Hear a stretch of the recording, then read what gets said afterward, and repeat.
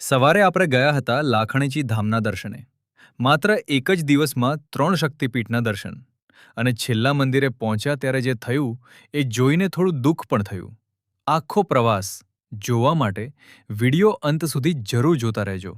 તો હું ઘરે આવીને મારા ફ્રેન્ડને લઈને નીકળી ગયો દધીપેશ્વરી ધામ, ઉંટરડા. રોજડ આવીને પહેલા ગાડીમાં સીએનજી ફૂલ કરાવી અને પછી અમે માતાજીના મંદિર તરફ રવાના થઈ ગયા. મંદિર પહોંચતા જ જોયું કે માતાજીના ભક્તોની ખૂબ જ મોટી ભીડ હતી. એટલે ગાડી રોડની સાઈડમાં પાર્ક કરીને અમે પણ બધા ભક્તોની સાથે મંદિર તરફ નીકળી ગયા. મંદિરમાં માતાજીના ડાકલાની ધૂન સાથે ભક્તો માતાજીને રીઝવી રહ્યા હતા.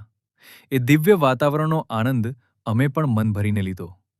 ત્યારબાદ ભાવપૂર્વક માતાજીના દર્શન કરીને આશીર્વાદ લીધા. પછી અમે નીકળી ગયા બડોદરા સ્થિત સિકોતર માતાના મંદિરે.